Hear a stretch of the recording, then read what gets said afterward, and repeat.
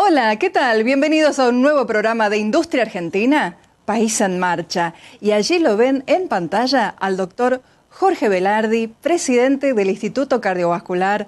Bueno, una institución en nuestro país tan prestigiosa y el doctor, por supuesto, tan reconocido a nivel internacional. Nosotros aquí, como siempre, bueno, que lo queremos mucho. ¿Cómo está, doctor? Muy bien, muy bien. Muchas gracias por seguir en contacto. Recién recordaban que hacía mucho que no hablábamos, así que siempre un gusto hacerlo y recorrer los temas que a vos te resulten de interés. Es cierto, doctor, pero realmente, bueno, estamos viviendo una situación tan difícil en todo el mundo, sanitaria, con esta pandemia, con tantos miedos, que realmente, bueno, es importante tener la palabra de médicos de trayectoria reconocida, como usted, doctor, para poder charlar sobre tantos temas, quitar los miedos también de la gente. Muchas veces, bueno, salen todas estas fake news en todo el mundo, no solo en nuestro país, y realmente, bueno, atemoriza. Por eso es importante, bueno, que sepamos cómo tenemos que cuidarnos, no dejar de cuidarnos, ¿no es cierto? Un tema que ustedes venían alertando, los médicos, bueno, en el caso suyo, médicos cardiólogos, de gente que había dejado de hacer sus estudios y de ver al médico, de consultar por miedo, por supuesto, Sí, sí, fundado, ¿no?, puedo, por la pandemia. creo que hay una iniciativa que ya dentro de poco va a ser dada a conocer dentro de la Argentina también, que se llama We Care, que es una iniciativa europea, porque lo que hemos visto el año pasado Sí, fue las consecuencias del COVID. La consecuencia colateral del COVID sí. es que todo se centra, más que nunca en este momento en la Argentina, se centra en el COVID y realmente la causa número uno ha sido, no sé cómo van a terminar los números este año, pero ha sido en general la mortalidad cardiovascular que se lleva a 100.000 personas por año. En ese sentido, todo lo que se aprendió en los últimos 40, 50 años no puede ser abandonado Claro. y si bien el COVID tiene el protagonismo de la pandemia y es como debe ser, también en paralelo no podemos caer en la causa primaria que tiene la Argentina, donde uno de cada dos argentinos o de cada tres tiene o presión alta Claro. o diabetes o colesterol alto en lo que hace a prevención. Todos los cuidados tienen que seguir siendo los que ya aprendimos que eran y la atención cardiovascular la que ya sabíamos que era. Nosotros en ese sentido hemos seguido todo el año pasado activos, Sí, incorporamos mucho de lo que se llamaría la virtualidad para sí. poder tratar de acercarnos a los pacientes que no podían venir y de esa manera atendemos de los 20.000 pacientes que se atienden por mes en el ICBA, atendemos casi la mitad en forma virtual para que la pandemia, los trastornos de movilización, los Claro. cierres, etcétera, etcétera, no los alejen. Así que esta iniciativa We Care, que es una iniciativa europea, cuando esté más avanzado todo lo que se ha hecho en Europa, vamos a volver a Sí. transmitírtelo porque es una iniciativa que responde a la problemática de un aumento de la mortalidad cardiovascular durante la pandemia, por dejar los cuidados habituales Claro. y por no atenderse los que necesitaban. Pero el optimismo es que si hacemos lo que siempre se hacía, no pasa nada, las Claro. cosas andan muy bien. Si la abandonamos, bueno, ahí es donde tenemos problemas. Claro, no volver a cero, como me decías en la otra entrevista, Jorge, siempre hablábamos de todos los avances, ¿no es cierto? Y esto es como retroceder, por eso, bueno, ustedes están allí al frente. Y siempre estás conectado, Jorge, bueno, con diferentes instituciones prestigiosas en todo el mundo. Me hablabas de Europa, bueno, en Estados Unidos también, con la Cleveland Clinic, Mayo. ¿Qué novedades hay al respecto? ¿Cómo están transitando ellos también la pandemia? ¿Dio resultado la vacunación en la gente, en la población? Yo supongo que es público conocimiento que Estados Unidos está saliendo de la pandemia a través de la vacunación y la vida en gran parte de las ciudades y los estados de Estados Unidos es una vida con ciertos cuidados de manteniendo lo que es distancia social y barbijo, pero es una vida básicamente normal, libre de todo, los hoteles están todos abiertos. No te puedo decir el 100% de las cosas porque no lo sé, pero están abiertos gran parte de la vida normal. En poco tiempo empiezan los cursos y los congresos ya presenciales nuevamente y realmente la casuística de COVID en Estados Unidos ha bajado muchísimo.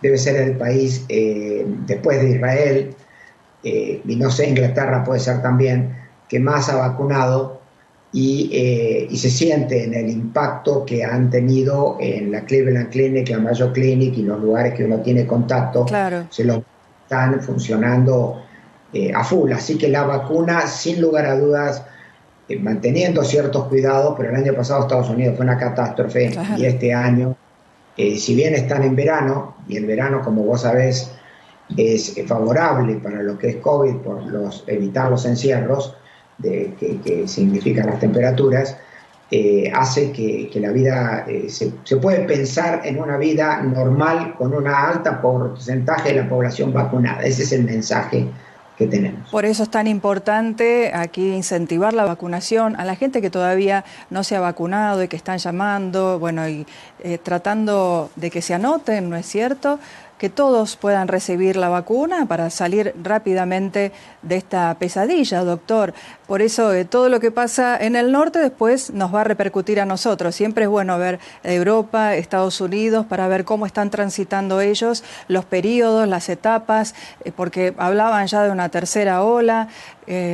Por eso es que es tan delicado, ¿no es cierto, el tema? Serte sincero que hoy a nivel Argentina hay tanta información en los medios y tanta comunicación que me concentraría un poco más en lo cardiovascular y específicamente algunas cosas que estamos haciendo desde el ICVA. Excelente.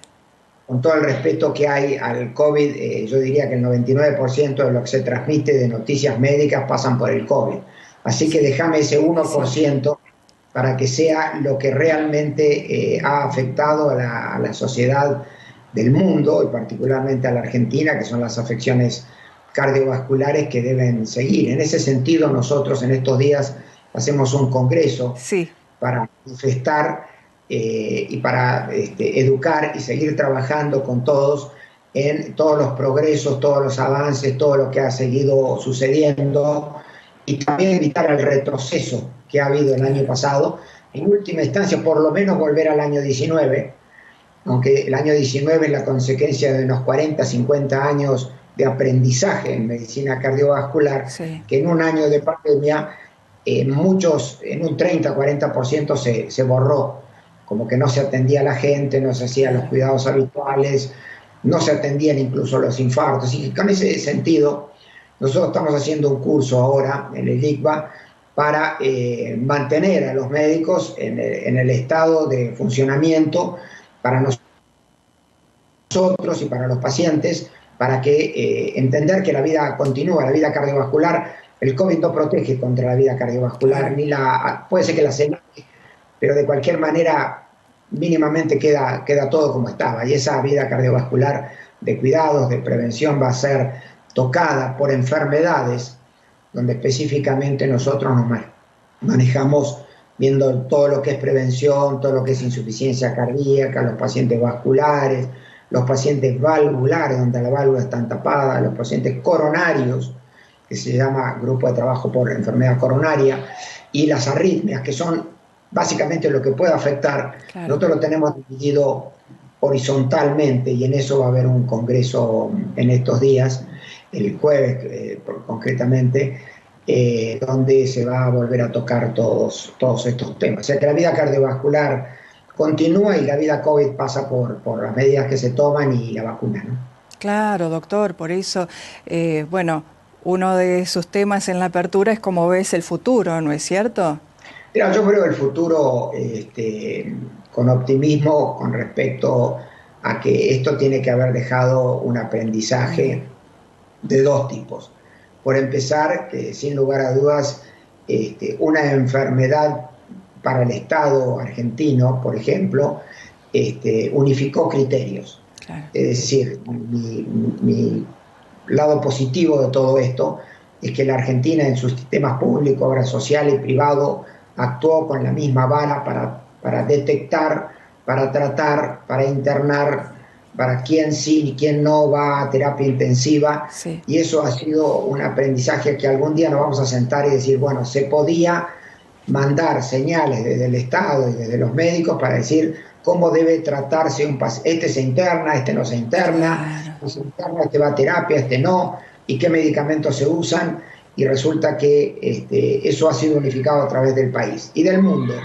Y del Entonces, mundo. el primer mensaje es que no hace falta que cada uno sea inteligente, sino más bien obediente, y cuando hay un aprendizaje de algo, se tome ese aprendizaje y se sepa, usted se queda en su casa, usted se hace un testeo, usted se aísla, usted, etcétera, etcétera. Y Claro. todo eso yo creo que es un magnífico aprendizaje, porque esta pandemia va a seguir un tiempo largo, por lo menos como palabra, y algunos países lo tendrán más o menos controlado. El otro aprendizaje es que la medicina que se abandonó era muy buena, la medicina de hacer prevención, de hacerse estudios, de internarse, de hacerse las intervenciones, era muy buena. Cuando dijeron se hacen 30, 40% menos, decían entonces se hacía 30, 40% de más. No. No, no se hacía de más, se hacía lo correcto.